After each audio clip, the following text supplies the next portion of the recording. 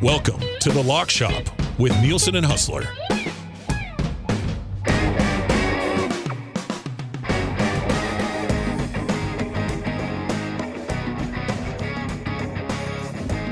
All right, what's going on, everybody? Welcome to The Lock Shop. We're live in Sherwood Park at Boston Pizza, 11 Broadway Boulevard. Every day in January is Pasta Tuesday, and they're already starting to roll in here, which is great. I got myself a little beverage today. This is perfect.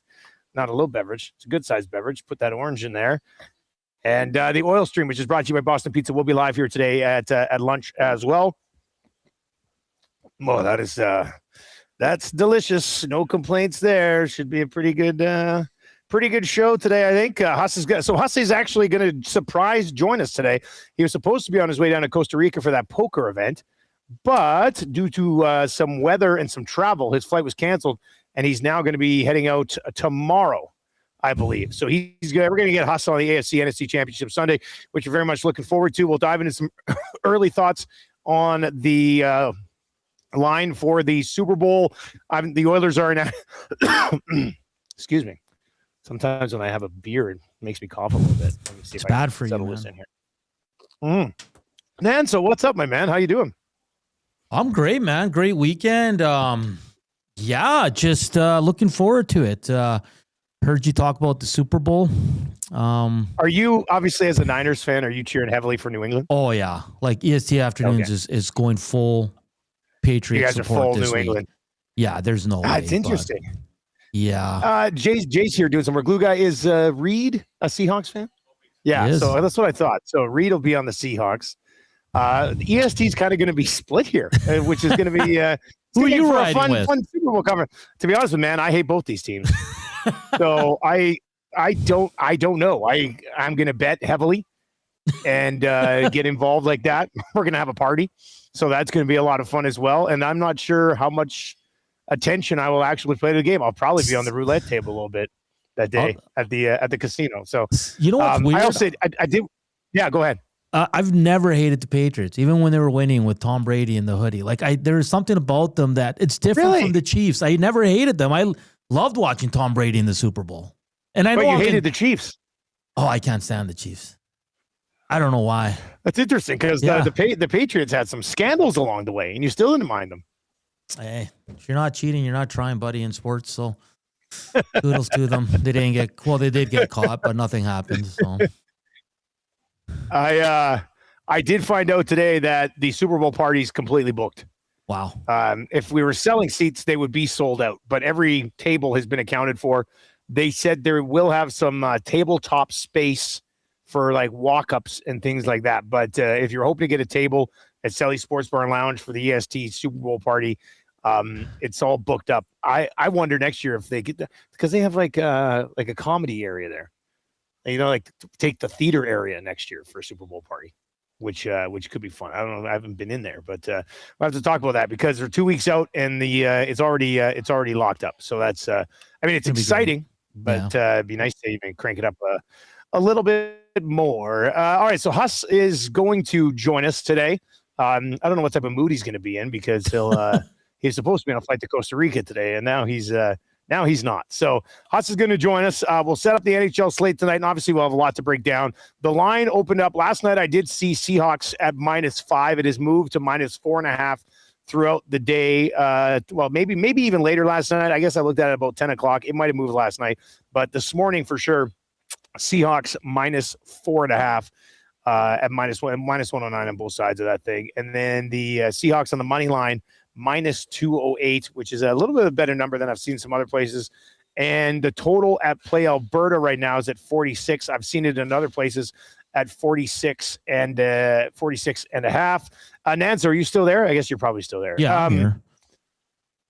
One quarterback right now for this game. Is it Sam Darnold or Drake May? Drake May. Yeah. Kind of torn on this one.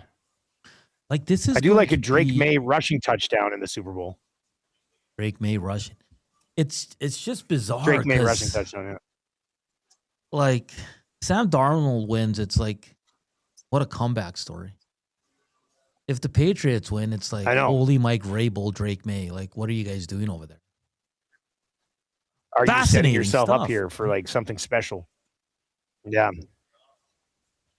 Yeah, we'll see. Early thoughts on the Super Bowl, you can text them to us, 780-218-9999, 780-218-9999. Once again, we are in Sherwood Park today. If you would like to swing on by 11 Broadway Boulevard, we're going to be here for the oil stream, which, of course, is presented to you by Boston Pizza, and all of Edmonton Sports Talk is brought to you by Play Alberta. Download the Play Alberta app today or check out playalberta.ca as well. Sobkirk is here. He's got set up. He's at a table. It's actually, so we are set up in a fireplace, like a low top table with these very comfortable chairs. These are excellent chairs. They're like barrel chairs, but they're very comfortable. So I'm in a good spot right now. I'm set up nicely today, and I'm pretty excited about it. Tommy will be by a little bit later on. I think he was probably down at the rink this morning. Samansky called up. We'll get into that on the oil stream as well. Vandalay VP's already in and says Pats 21, Seahawks 13. I'd be pretty surprised if the Seahawks only scored 13 in that. And I think I kind of like the over,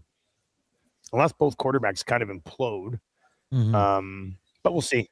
I think my favorite thing will be probably a teaser that moves the Seahawks down and takes that total down, and then we'll hammer the over on it. But anyway, Huss is going to join us coming up. We've got one thing already up on the EST specials page today, and that is the early bird bet of the day. Edmonton Oilers to win. They are a heavy favorite against Anaheim tonight. Even though Anaheim's won 7 in a row, the Edmonton Oilers on the money line right now. And it's, I don't know, I'm a little surprised by how big a number. It's minus 263 for the Oilers tonight. Oilers are coming off that thrilling victory against the Washington Capitals, 6-point night from Evan Bouchard. I got him on this little ticket today as well.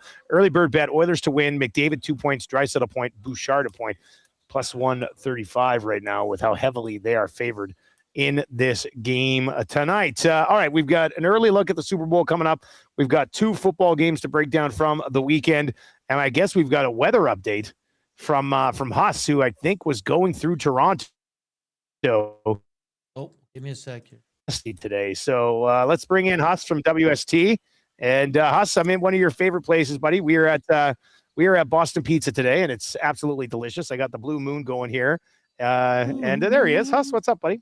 Nothing like an 11 a.m. blue moon for the lock shop on a Monday, Dusty. Hey, you know what? This is like happy hour for you morning guys. You know what? Hey. Yeah. I mean, this is essentially, let's say you get up at a regular hour. It's like 3:30 for a normal person right now. Yeah.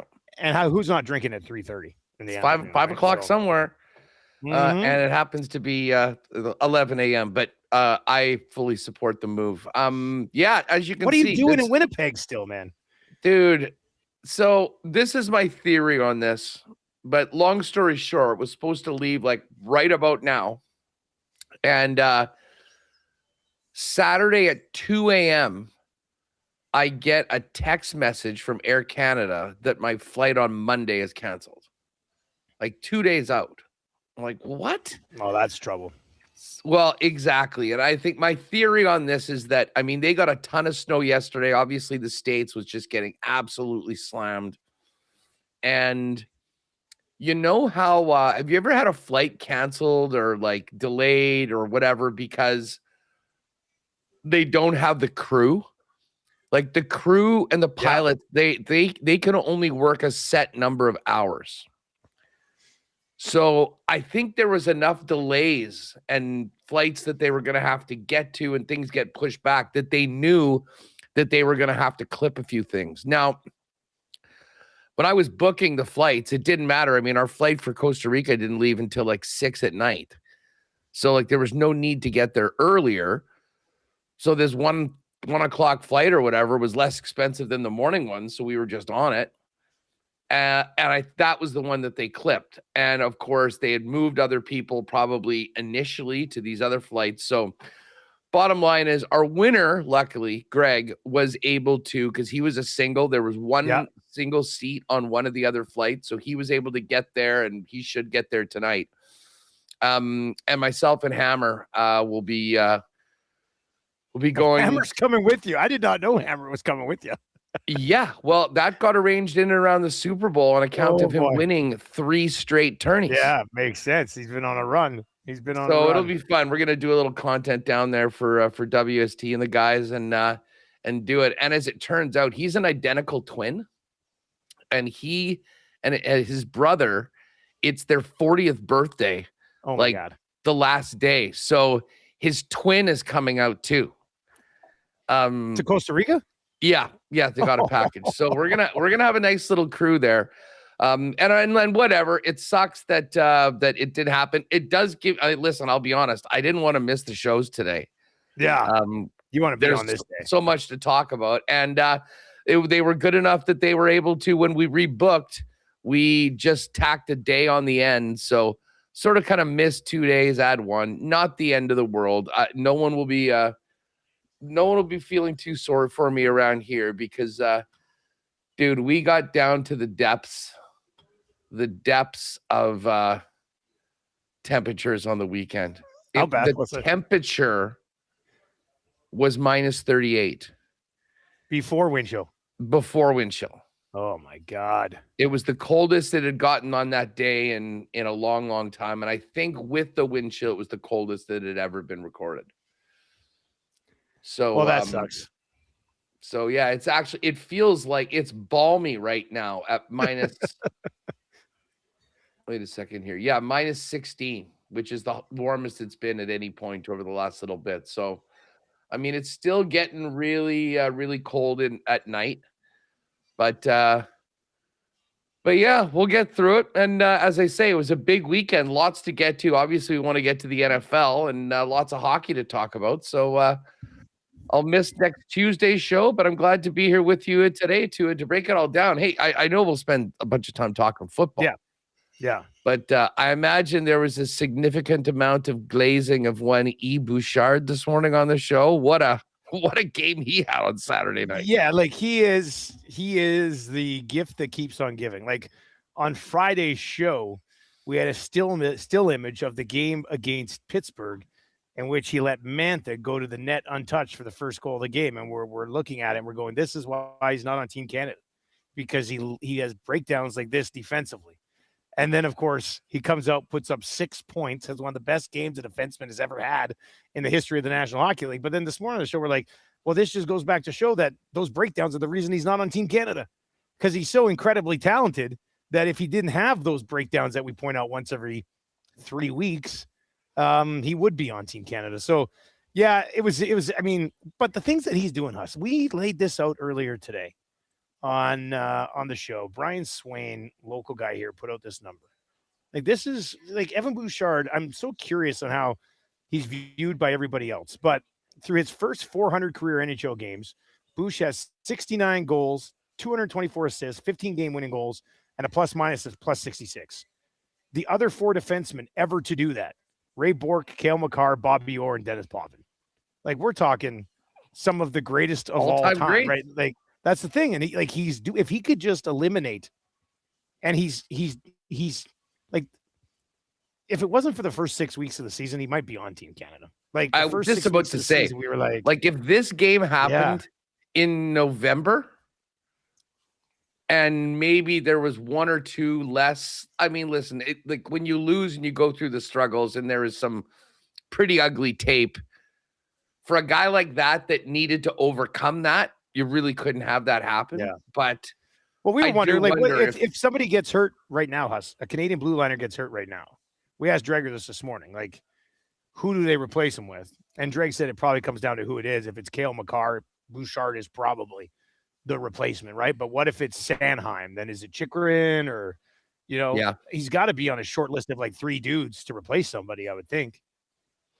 Chychrun's had a really good season. I mean, to be honest with you, with all the firepower, I mean, you look at some of I mean, it is sort of crazy that Bouchard's not on this team when you got Sanheim and you got Parayko, like, who were just there, having like, an awful year, man. Like, big were on a team. Hey, here's my question to you, just while we're talking on this topic, and I would love to know what people in the chat think about this. We were at the game in Boston. Yep. I mean, it was overtime. It was so close. If Binnington makes the first 2 miracle saves, but doesn't get the last one. And USA scores and wins that game. And literally, it could have gone either way. We all remember that. I mean, that's sort of overtime. If that happens and USA wins the game, how different is this Canadian team right now? Like, it's almost like they won that game and they said, okay, this is the team, and maybe there'll be a couple changes. And I still can't believe that Sam Bennett was the guy that they changed when you consider his season, the Conn Smythe and all that. But, like, I think you could have 5, 6, 7 different guys on the team. But it just seems like, well, they won, so those guys get a chance to run it back and try and defend the title. I think I tweeted it the day they announced it, and it was like, if Bennington doesn't stand on his head in overtime, there's probably 3 different defensemen on the team. Okay, like Thomas Harley's not having a good defense season. Travis Sanheim, I mean, I think they're a better defenseman than Travis Sanheim. And Parayko, if he doesn't play on the St. Louis Blues, he's not on the team again. I mean, he's got no goals. He's got 12 points. He's like minus something on St. Louis. He's not having a great season. So, yeah, I mean, now at the same time, you won, so you run it back, kind of, right? I worry that, I don't know. Well, it's such a good team. I mean, they're so loaded that, you know, if Parayko has a bad tournament, maybe somebody else, even Drew Doughty, like since the announcement, Drew Doughty is like minus 12 and like had no points or something. Like he's been atrocious. So, you know, I think they rolled the dice a little bit on the back end, and you know, if it doesn't work out, I mean, I don't expect them to be hard up for offense, but if it doesn't work out, I mean, that's one of the guys that you can certainly. You know what's crazy is, let's say Cale Makar gets hurt, okay? Cale Makar gets hurt. I think most people say, okay, well, Bouchard should replace him. However, can I throw I'll throw a X factor into here. Defenseman Darren Radish on the Tampa Bay Lightning has 43 points in 44 games and plays for John Cooper, and is a right shot defenseman from Toronto, Ontario. Like, I wouldn't be shocked if Coop's like, short notice, that's my guy. He's been running the points on the power play because Hedman's been gone all year. Let's throw him on the club. Like, that would kind of fit with the narrative. So that would be stunning. He's 7th in the league in D scoring, this Radish, but I mean, that would be the most Cooper thing of all time. If I will be honest, you could have asked me, Hustler, there's a defenseman that's 1 point off point a game. Yeah. And you could have given me clues. He's in the East. He's in the Atlantic Division. His initials are DR. I still would not have got that. Got it. I know. Like, you know, I'll say this: Wheel of Fortune and like buying letters. To be completely honest, I was going around in one of our office pool setups for the hockey pool I'm in with the boys, and I clicked on the guy who's leading, and I'm like, how is he leading me right now? And I looked, and he has Radish, and I'm like, what the hell is this? I don't know that Radish was like point per game in Tampa's blue line right now. So, I mean, it would be very interested to see if they get that dilemma in their hands, and if Coop goes, we're gonna take Radish. Like, most people don't even know. So that is wild. And I'm just pulling up his DB here, undrafted. So that's the one thing. Hockey Canada always likes the pedigree of those guys. They sort of get, you know, they get on the radar in around junior and never really leave. But he won the OHL, didn't he? He won the OHL championship in his last year on Erie Otters. So that had Alex DeBrincat. I would assume that Taylor Radish is his brother. Got to be. That'd be stunning. I mean, if it wasn't. spelt the same. One guy says Caledon, Ontario. One says, yeah, they look pretty much alike. They're brothers. So it's funny. They drafted Taylor. He's long gone, but the guy that didn't get drafted is now running their power play. But he was the 5-year OHL player, and then he went and logged in 1, 2, 3, 4, 5 seasons in the American League, got 4 games in 2021, got 17 games in 22-23, and then the last 3 years, 82 games, 73, and now this crazy breakout season where he's 13-30, 43 points in 44 games. That is the curveball of curveballs. Listen, you could be in a lot worse situations than being on the Tampa Bay Lightning when it comes to anything to do with Team Canada, as we well know. All right. Well, here, let's just quickly look at the NHL slate tonight, Huss. Just because we're here, we're on hockey, and then we'll spend the rest of the show on. Yeah, you guys are on the prime game tonight, aren't you? We got the prime game tonight, 6:30 local start. Ducks. A bizarre case study. The Ducks are. The Ducks had lost, I think, 9 in a row. Now they've won 7 in a row.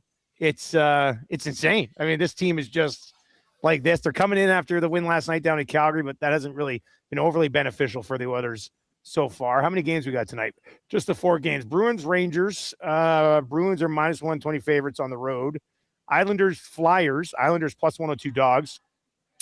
Mammoth are in Tampa. Tampa's a -161 favorite, and then the Oilers are a heavy favorite against the Ducks tonight at -263. So any quick thoughts on this 4-game slate here, man? I just pulled up the ESPN page of the Ducks, and it is crazy. They had 1 win in 12 games, including a 9-game losing streak. And then, as you mentioned, listen to the teams they've beaten too. They beat Dallas, LA, Rangers, Avalanche, Kraken, and Flames on their 7-game heater. So they are. Yeah, I know. Some big wins in there, man. Important wins and big wins. And did they play Calgary yesterday in Calgary? They played Calgary. Yeah, they played Calgary last night. Seneca had a hat trick. So is this the 4th straight game? This is the 4th of 4. This is the 4th of 4 back-to-backs. They're 1-2 so far. They won that crazy one against Washington, and then the next now day they get the Ducks tonight. So, I'll tell you what. I mean, just based on the number, Anaheim at +215 has to be, or like whatever that number is in the. I got +217. Yeah, the -263 on the Oil seems like a really big number considering how well the Ducks have been playing. Like, I was stunned when I saw that this morning. I was like, what? Well, and the Oilers in these games against teams that played Calgary the night before are what, 1-2, and the one win. They're 1-2. They're 1-2 right now. Yeah, and they had to score with 34 seconds left to tie the Caps and then win it in overtime, right? So, yeah, I mean, listen, this is probably not a parlay pick at all for me, but I wouldn't blame someone if they put a little sprinkle on the Ducks at more than 2-1, just based on the way they're playing and the ups and downs of the Oilers. Utah and Tampa. Now, Tampa is dealing with a whole bunch of injuries right now. Let's find out what this lineup's looking like right now. Because as you mentioned, Darren Radish, would he be in the All-Star game if there was an All-Star game this year? I think he probably would. Yeah. Hedman on the IR. And you know what pisses me off in that league that I'm in? I have Hedman. The other guy has Radish. And usually Hedman would have 55 points right now. And this other guy has it. So it's a massive swing in the hockey pool. Anyway, Hedman's on the IR. Injuries are insane right now. Hedman, IR. Ryan McDonough, IR. Emil Lilberg, Scott Sabrin, Braden Point, Edward, and then Chernak as well. By the way, have you heard any Carl Edward Status? Yeah, great name. Have you heard any update on Point? Like, when are we? I thought we heard that he was going to be coming back right before the Olympics, but. And then I guess they give him a game or whatever, or decide to. Yeah. I mean, Cooper's going to probably do everything he can to keep him on the team. Yeah, the last update I saw was like 10 days ago. It just said week to week. So I don't know. We'll see. We'll see how it happens. I think I do like it. I mean, like, that's the thing. They've continued to do it. I mean, Utah goes into this game pretty hot, though. I mean, they won 8 of their last 9 and 5 in a row. Yeah, they're kind of a live dog here, aren't they? I mean, 4 games at home in a row, Leafs, Stars, Kraken, Flyers, and then they started the road trip in Nashville with a win. Although, man, a win in Nashville in the middle of a road trip for a team Yeah, I mean, been there before. How long ago was that? Was that 2 days ago or was it like that 3 was days Saturday? ago? It was an earlier game. So it was Saturday. So They probably traveled stayed Sunday. in Nashville for the night, I would think. And this would be their first game since. So they're either playing guilty or they're just going to take the foot off the gas. Playing guilty. What a great term. Islanders and Flyers. And Philly, they did have that crazy win in Nashville or in Colorado against the Avs, 7-3. That's their last that is their last game. They won 2 of 3. Before that, they had lost 6 in a row. And meanwhile, the Islanders have been not great. Islanders they came home off a 7-game road trip. Loss to the Sabres. Yeah, they got crushed by Buffalo. And I think Patrick Waugh didn't Patrick Waugh bench his entire first line for the third period of that game? I think he benched the Barzal line for the entire third period. I thought I saw a clip of somebody being like, here's Patrick Waugh explaining why he benched his entire top line. Well, you know what? They got smoked at home by Buffalo early game. I'm with it. Okay, so I think I like the Islanders. Islanders at even money against Philly. Yeah. With something to prove against a coach that has completely challenged them. Definitely in. And then Boston Rangers. I don't know. Do you have, like, the Rangers are the worst home team in the league. They're just talking about trading guys right now. Yeah, the Rangers still only have 5 wins at home all year. The Bruins have won 8 of their last 9. The loss was actually a game we were on them against the Dallas Stars, 6-2. But since then, they've bounced back with home wins against Vegas and Montreal. I mean, I think I'd probably like Boston in this one at -120. So if we're on the Islanders at +102 and Boston at -120, what else you want to throw in there? Do you like the Mammoth that much or Tampa? No. I mean, like after 2 days in Nashville or 1 day in Nashville, probably. That's put it this way, Tampa's still who are they throwing out tonight? Hagel, Cirelli, Kucherov. Let me check the goalies. Dominic James, Jake Gensel, Yanni Gord with Gergensons and Pontius Holmberg. I mean, they really are. Nothing confirmed between the pipes yet, but it looks like it'd probably be Vasilevsky. All right, so if we throw Tampa on there, that brings us to Tampa's roster. Like, they have been so good and so consistent despite all of these injuries. But they just gave up 8 to the Blue Jackets in their last game. Well, then they should be bouncing back hard here then, hey? Don't you think? Yeah, I'm just wondering about whether they have the horses for it, but let's go with it. They've just continued to do it. Coop's got them going. If we lose, at least we went down on a good team. All right, so Islanders, Bruins, and Lightning. I'll send that over. It's +499 before a boost. All right, Huss, let's dive into this NFL picture. Let's start with the Patriots and the Broncos yesterday. The under hits, the Broncos cover, and snow impacts the second half of this game. Mind you, it's not like they lit it on fire in the first half of the game either. What's the big takeaway from this one for the Patriots who are advancing to the Super Bowl? Easiest under of all time. We'll say that. No brainer. That was I don't really play sides that often, but I got on both of the sides on the right side this weekend, which was really nice. The under in the first game, the over in the second game. I blame Sean Payton for this. Well, first of all, I'll congratulate the Patriots and particularly Mike Vrabel for being clearly the best coach on the field on Sunday. They had 12 yards of offense in their first 4 possessions. And Denver started off with that touchdown on their second possession. Covered the Mims over of 28.5 in one play. The big play. Listen, to me, that game, and you know how we can talk about coaching decisions, but the best way I think to find out about, how a decision really resonates is ask people who bet on the opposite team, how did they feel about it?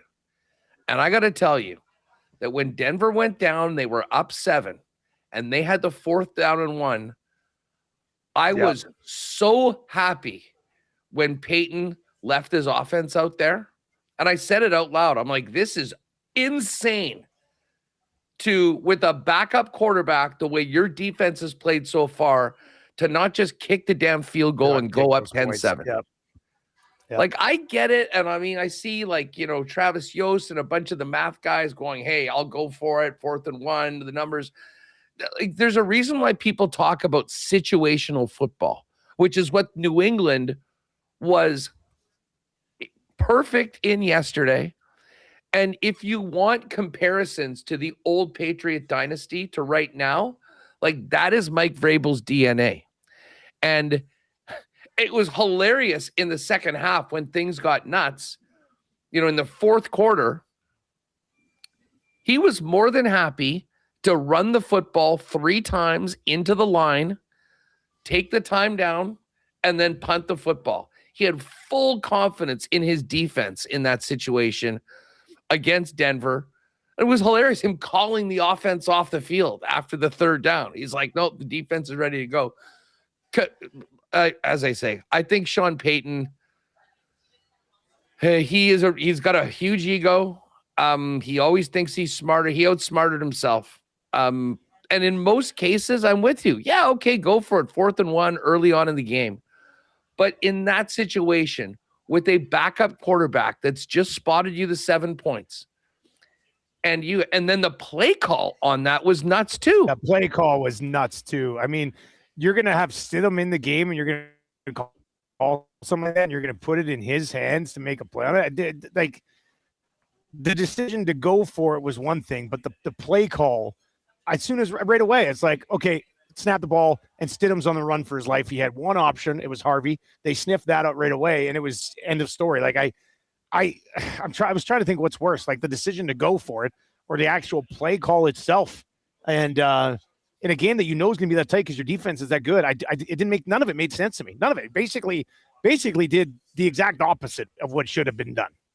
Yeah, it was the definition of the colloquialism. The juice wasn't worth the squeeze. Like, okay, great. So you get a 1st down on the 20 and you're able to go and maybe get one, but you're still putting, like, to me, the fact that they got into field goal range, huge win. Put some points up on the board. Now, I don't know whether they had any idea, to be honest, that the second half was going to get as crazy as it did weather-wise. Like, weather-wise, yeah. Like, I mean, do you remember them saying in the first half going, things could get a little... I remember them being like, there's a chance of some flurries a little bit later on. That's what I remember hearing that early in the game. Yeah. And then, so I was watching the first half. Then Marshall had a hockey game. So drove, got him ready, sat down, was watching the first part of the second half. Then his game started. And then I turned it back on right away. And all of a sudden the field's covered in snow. And I was like, oh, like this is gonna make things even more difficult for two teams that had trouble moving the ball in the first place, right? So, yeah, I think you're right. I mean, I think the better coach won that football game. Oh, listen, and I thought Peyton was brilliant in the Bills game. Clearly, the guy. I mean, like the first 15 plays that he had dialed up, some of the things that they had to move. But again, he didn't have Bo Nix this week. This was a game that they were going to have to win on the back of their defense. I mean, unless he just thinks so much of himself that he can turn a guy that hasn't thrown a pass in 2 years into a guy that's going to go out and just be Bo Nix. Like, oh, well, listen, I'm calling these great plays. He'll be able to do it. It was so dumb. It was so dumb. And the fact that New England only needed 10 in the end to win the game was almost appropriate. You know, I know they threw Lutz out in a couple other chances. Yeah. And by the way, I don't know if you heard the last attempt that they tried, it was so snowy that they weren't able to measure properly. Oh, this is totally on them. The 7 yards for the snap, and they actually had it at 6. Oh no! And really? I think that's part of the reason why the guy got the finger on it. Yeah. So, you know, that's to me, tough. This is going to be one that Peyton's going to have to wear, because I thought that early play and the early touchdown to go up by 7 with the way the Bronco defense was playing was so big that there was no reason to get greedy or to outthink yourself, get some points on the board and challenge them to go and make it happen. And then, of course, right after that, the one key play happens. And again, Denver was lucky they didn't call it a touchdown, but they were still able to get in right after that. I mean, Drake May completed 10 passes for 86 yards in that game. Now, he had a hell of a game rushing. He had 65 yards, and Ramondre Stevenson, they just pounded him 25 times for 71 yards. But to me, that was their defense stepping up, knowing that I don't know why I want to call Stidham Ben DiNucci, but I mean, those guys, they just did not have it. And as the weather turned, you can't tell me that Peyton wasn't sitting there looking at the blizzard they were playing going, oh my God, I cannot believe I didn't take those 3 points earlier in the game. Should have taken those 3 points, man. Tough luck. All right, so the Patriots advance, and then we get to the other game, which kind of went as many of us expected from a scoring perspective. There ends up being a combined 58 points in this football game. And, Matthew Stafford had a chance there, went for 4th down and touchdown to take the lead, did not get it. And then the Seahawks, Sam Darnold sealed it away, put together a nice drive to sort of take everything away, any options late from the Rams. So pretty impressive performance once again. Sam Darnold, so Matthew Stafford, I saw that stat today, Huss. Matthew Stafford's stat line had never led to a loss in NFL history. He had over 300 yards passing, 3 touchdowns, averaged over 10 yards per pass attempt, had no turnovers, and had a sack, only 1 sack. And Sam Darnold was just as good, if not better, on the other side of the ball, right? So for me, for that game to go down the way it did with Sam Darnold outperforming a really good Matthew Stafford game, that's pretty damn impressive from Sam Darnold. And I think for those of us who are already on the Seahawks, probably had to feel even better about that after watching what he did against the Rams. Listen, I think both of those guys were brilliant yesterday. And I mean, I'm not hanging this on Matt Stafford. I mean, I guess they did have that, they had the chances, late. They did. In the red zone. Credit to the Seahawks defense for shutting them down. But that game to me, I mean, listen, when you have 2 teams that are that good. Special teams? Are you going to talk about special teams right now? Yeah. I mean, listen, that was essentially a 7-point gift. Yep.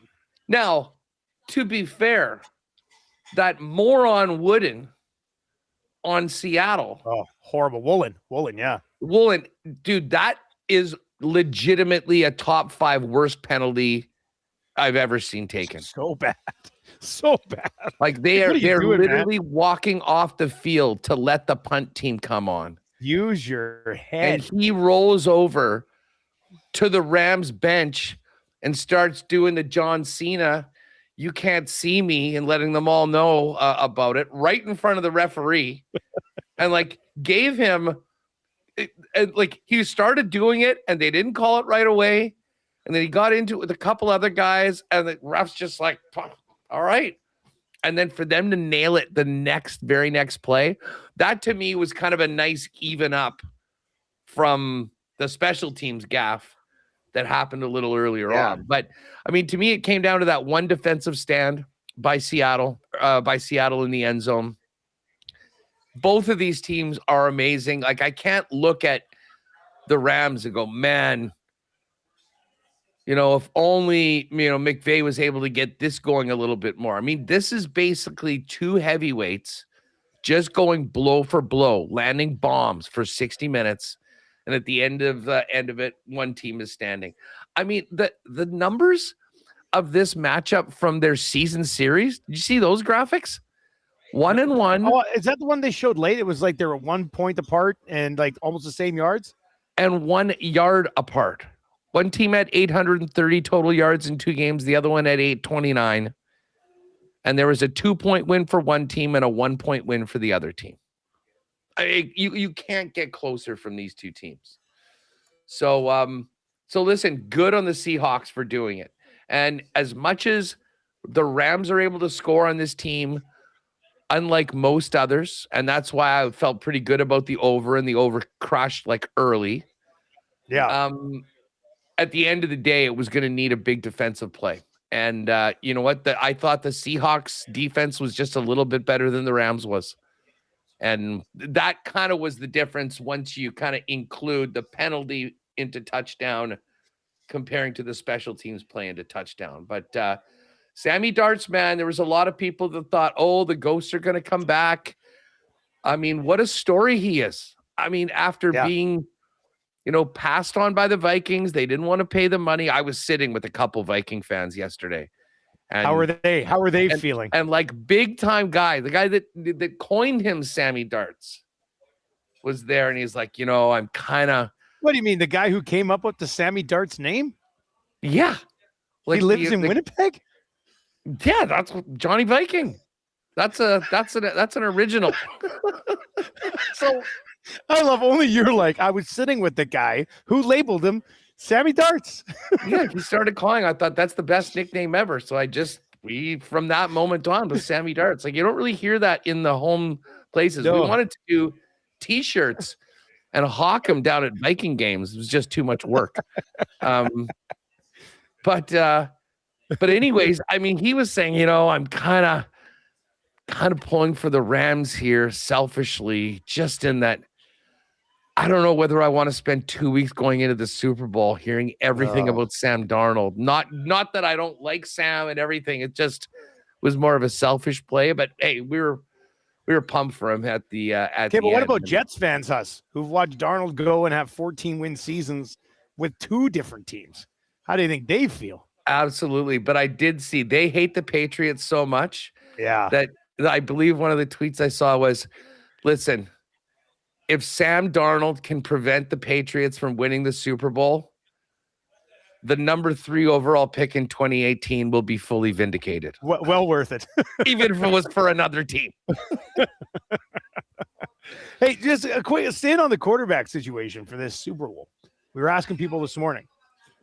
So on one side, you've got this phenomenal story. He's won 14 games with back-to-back seasons with different teams, coming off a great game.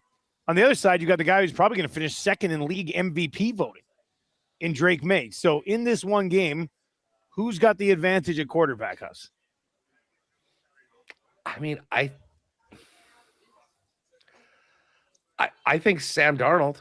I mean, the way Sam's playing and the way that he's performed, like listen, we'll get into this. And I don't want to start. I mean, I've already got, it's just like we're back in 2019. I'm going at it with Pats fans online. And I'm like, listen, to be like, do I respect anything about your season? Not really. But you're in the Super Bowl.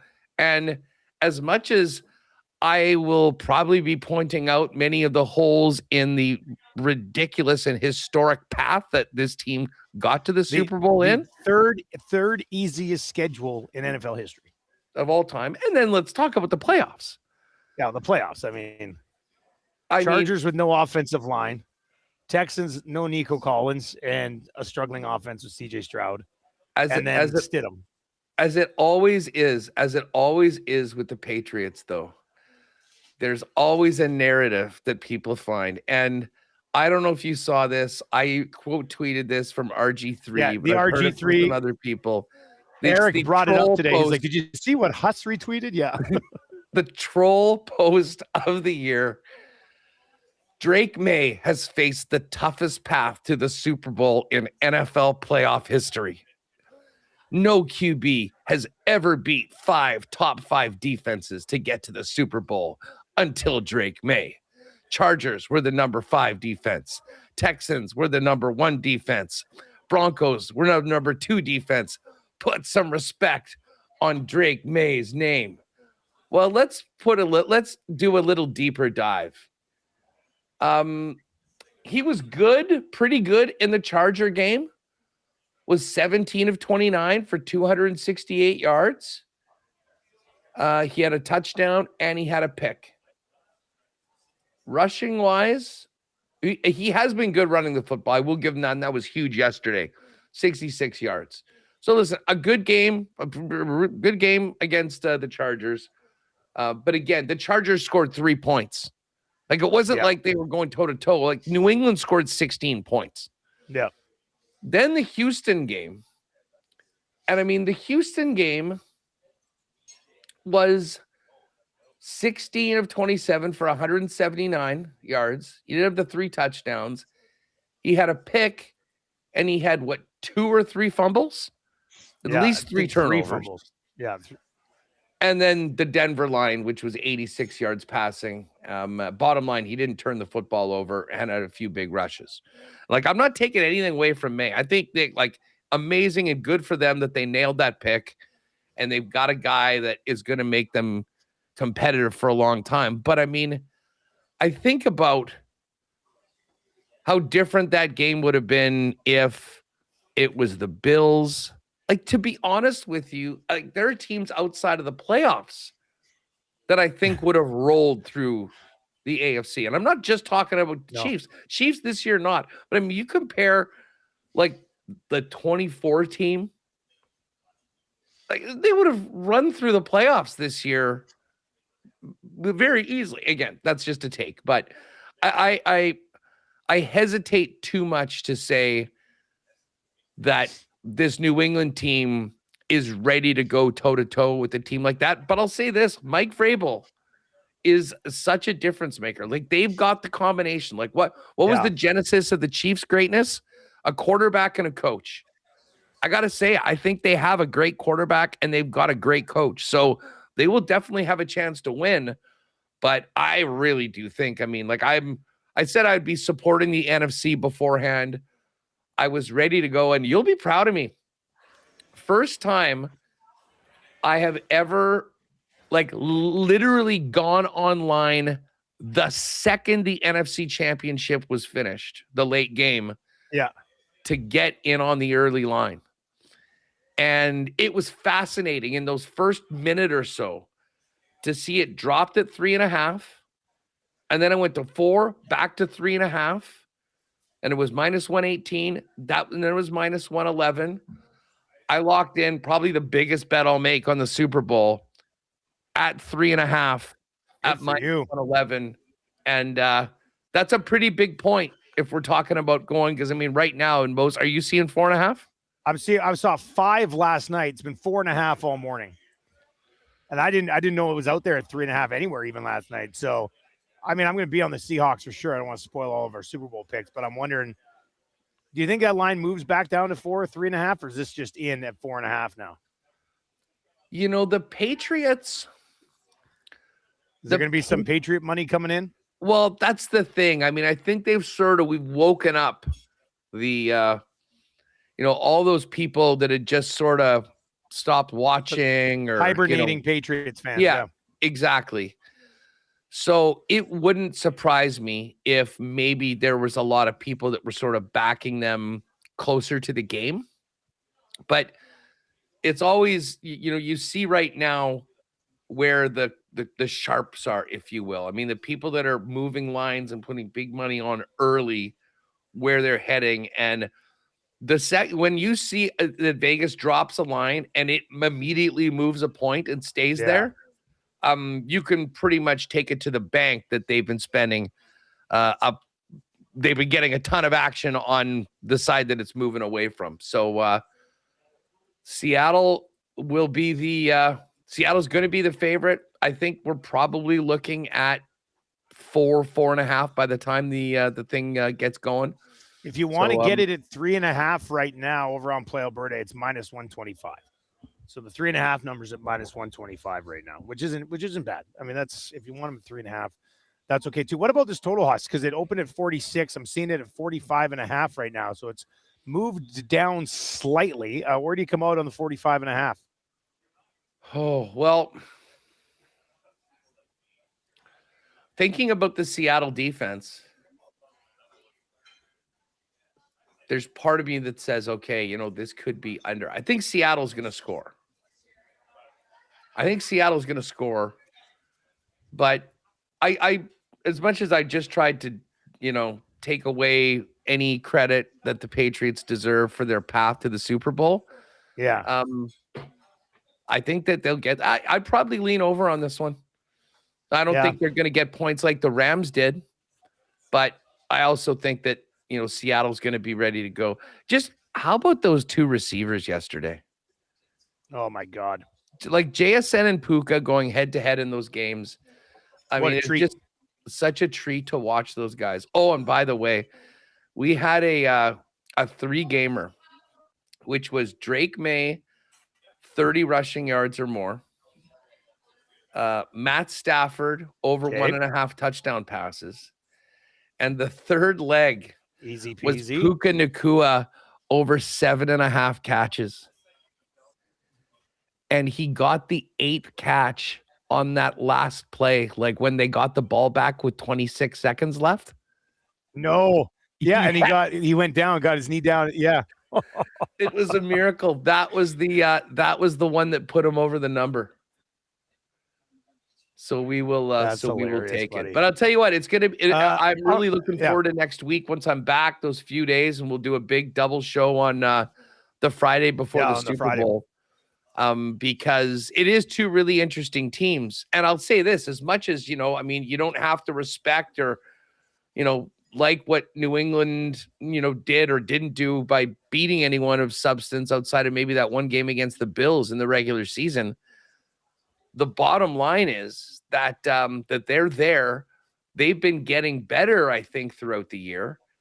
And, you got a hell of a coaching matchup between two guys that will, we're going to be bringing big-time defenses and OCs that I think have both gotten the most you could have possibly imagined out of the weapons that they have. So I'm ready for it. I'm just thank God it wasn't the Broncos, because not only would that have just made me upset stomach, like barfing talking about it, but let's face it, we want this to be a good game. The AFC Championship game was an absolute disaster. So we've got a great matchup for Santa Clara. And funny, all the people that had the Chiefs fatigue, oh, geez, thank God that they're done. Tell me they weren't missing a little Mahomes yesterday in the AFC Championship game for the first time in 6 years. We'll let that be your last word, Huss. Okay, best of luck on your flight tomorrow, buddy. What's coming up on WST today? Well, we're obviously going to get into the football, and we had an ugly one in Winnipeg on Saturday night. Yeah. Scott Arniel had the old 1 minute, 3 second press conference and stormed out. One of those.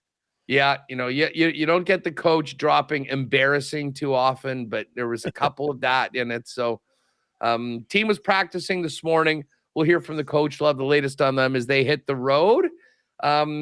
Stanley Bryant's back with the Bombers, so we'll check in on the Bombers heading into – hey, what's the date on CFL free agency again? Is it Feb 8? February – let me see. That sound right? 12th, I thought. Let's see. Free agency 2026. CFL free agency 2026. February 10th. I said the 12th. It's the 10th. Oh, Feb 10. Perfect. I'll remember that. But, so anyways, we're going to do a little synopsis of where the Bombers are heading into free agency and talk about the NFL. So it should be good. But yeah, shout out to the fellas holding it down for me while I am gone. And I'll see you back here next Wednesday, and we'll get ready for Seahawks and Pats in the big game. All right, buddy, you have a riot. Safe travels, and we'll talk soon. There you go. That's Huss from Winnipeg Sports Talk joining us on the Lock Shop today, obviously, as our co-host. He will be back next Wednesday, so we'll get 3 Super Bowl shows from Huss. We are at Boston Pizza in Sherwood Park. Good vibe in here today, actually, if you want to swing on by. Come on down, 11 Broadway Boulevard. Swing on by. We're going to be here for the oil stream today up until 1 o'clock. If you've been watching the Lock Shop today or listening to the Lock Shop, thank you very much. We got a bunch of things popping up. That NHL parlay, Islanders, Bruins, Lightning, all to win, boosted from plus 499 to plus 533. The grandest parlay is in there as well, plus 578. Jay's play of the day is Booch with 2+ points again at plus 173. That's going to do it for Lock Shop. Stick around for the oil stream coming up on TuneIn, iHeart, and over at on YouTube as well. Szymanski called up by the Edmonton Oilers, and we'll continue to dive into Bouchard's big night as well. Thank you very much for joining us on the Lock Shop today. Best of luck if you're going to be riding with us tonight, and we will continue to preview the Super Bowl tomorrow.